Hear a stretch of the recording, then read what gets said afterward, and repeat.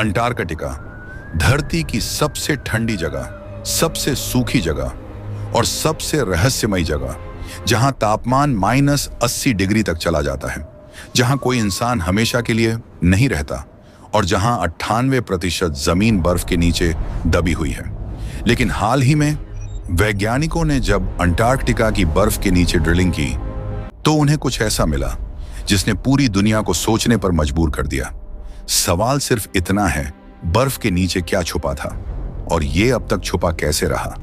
आज हम जानेंगे हैरान कर देने वाली वैज्ञानिक खोजें, बर्फ के नीचे झीलें, अजीब रेडियो सिग्नल, प्राचीन जीवन और वो थ्योरी जिन पर वैज्ञानिक खुलकर बात नहीं करते, क्योंकि अंटार्कटिका के नीचे छुपा सच धरती का इतिहास बदल सकता है।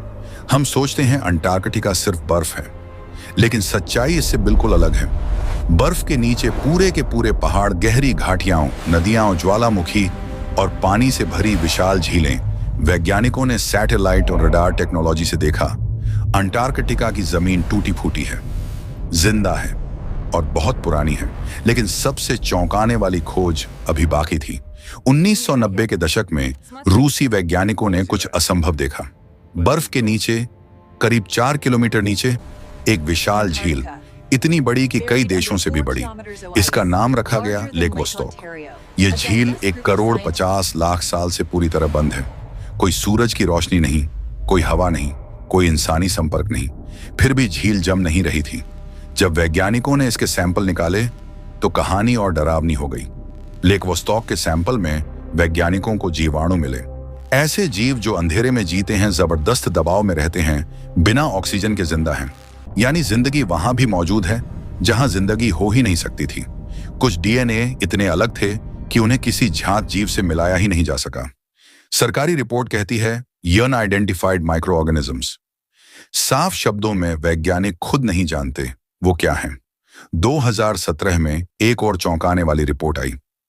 अंटार्कटिका के नीचे 138 से ज्यादा ज्वालामुखी और उनमें से कई आज भी सक्रिय हैं।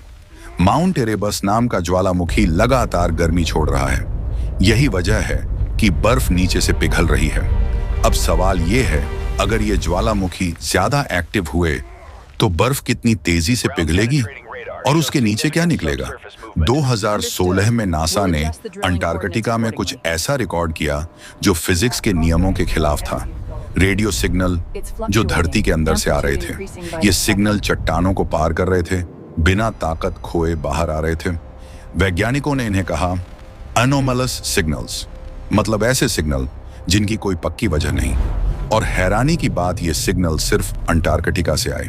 रडार स्कैन में वैज्ञानिकों ने देखा सूखी नदियों के निशान, जंगलों के अवशेष, हरियाली के सबूत। कभी अंटार्कटिका ठंडी नहीं थी। यहाँ पेड़ थे, जानवर थे, नदियां बहती थीं। फिर अचानक सब कुछ जम गया, मानो किसी ने पूरी दुनिया को बर्फ में कैद कर दिया हो। अब आते हैं उन बातों पर जिन्हें आधिकारिक विज्ञान नहीं मानता, लेकिन लोग सवाल पूछते हैं। कुछ लोग मानते हैं कोई प्राचीन सभ्यता, कोई उन्नत प्रजाति या धरती का भूला हुआ इतिहास, कोई ठोस सबूत नहीं। लेकिन सवाल जरूर है, कुछ इलाके प्रतिबंधित क्यों हैं? सैटेलाइट इमेज धुंधली क्यों है? पूरी दुनिया वहां खुलकर क्यों नहीं जा सकती? सच ये है, अंटार्कटिका आज भी 90% अनएक्सप्लोर्ड है।